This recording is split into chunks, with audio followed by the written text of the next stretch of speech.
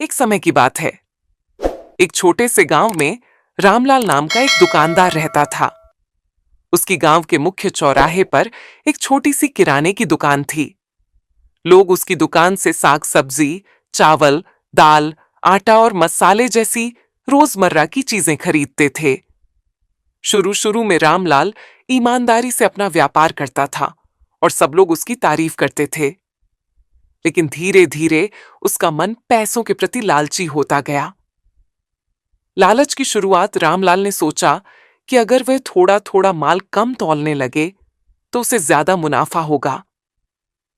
पहले उसने 1-2 ग्राम कम तौला, फिर 10-20 ग्राम और फिर आधा किलो तक तौल में घटाने लगा। ग्राहक जब सवाल करते तो वह गुस्से से उन्हें चुप करा देता। कोई कहता, रामलाल भैया, ये दाल तो कम लग रही है, तो वह कहता, नाप तोल मशीन में खराबी नहीं है, तुम आंखों से अंदाजा ना लगाओ। धीरे धीरे उसके लालच की सीमा बढ़ती गई। वह पुराने और सड़े गले सामान को अच्छे सामान में मिलाकर बेचने लगा। महंगे मसालों में हल्दी पाउडर मिलाता, चीनी में सफेद रंग और तेल में पानी। ग्राहक मजबूरी में उसी की दुकान से सामान लेते, क्योंकि गांव में और कोई दुकान नहीं थी। गांव वालों का दुख, गांव के लोग रामलाल की इस हरकत से परेशान हो गए। कई बार उन्होंने पंचायत में शिकायत की, लेकिन रामलाल बड़ी चतुराई से खुद को बचा लेता। कभी वह माफी मांग लेता, कभी कहता, अब से ऐसा नहीं होगा, पर हफ्ते भर में फिर वही चालाकी शुरू कर देता। एक दिन गांव में एक साधु बाबा आए। वह बहुत ज्ञानी थे और दूर दूर तक उनकी ख्याति थी। गांव वालों ने उन्हें सारी बात बताई।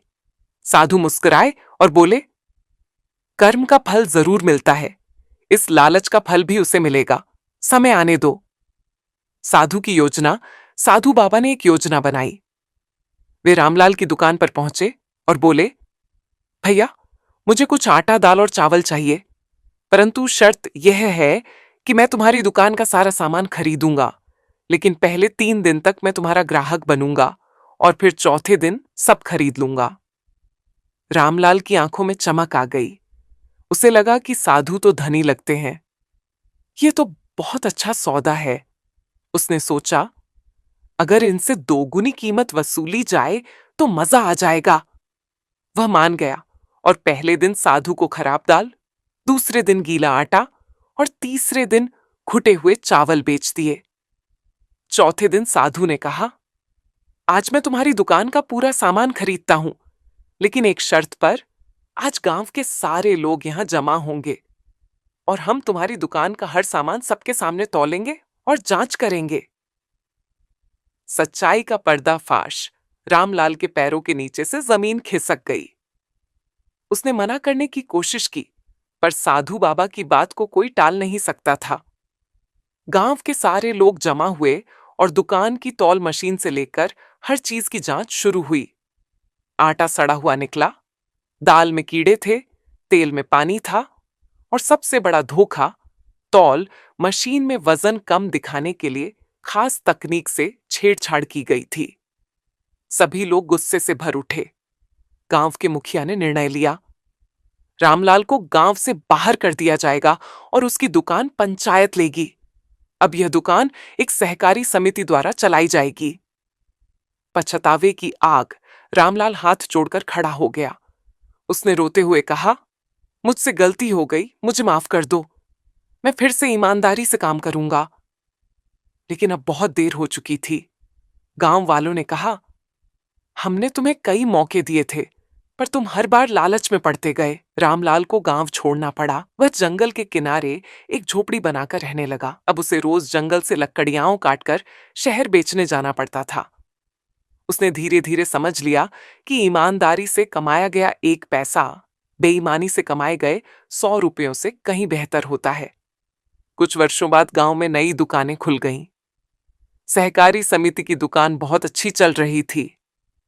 अब वहां तौल भी ठीक होता था, सामान भी अच्छा मिलता था और दाम भी सही होते थे। रामलाल एक दिन चुपचाप गांव आया और पंचायत से माफी मांगी।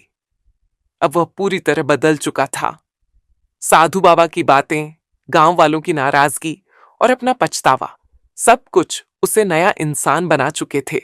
पंचायत ने उसे माफ किया, लेकिन शर्त रखी कि वह गांव में कोई व्यापार नहीं करेगा, बल्कि समाज सेवा में लगेगा। रामलाल ने इस शर्त को खुशी खुशी स्वीकार किया और गांव के गरीब बच्चों को पढ़ाने लगा। रामलाल की कहानी आज भी उस गांव के बच्चों को सुनाई जाती है। इस कहानी से सबक मिलता है कि लालच एक ऐसी आग है जो अंत में खुद को ही जला देती है। ईमानदारी की कमाई धीरे भले हो, पर स्थायी और सम्मानजनक होती है। एक बार विश्वास टूट जाए तो उसे फिर से पाना बहुत मुश्किल होता है। पश्चाताप से बदलाव संभव है, पर सही समय पर चेत जाना जरूरी है।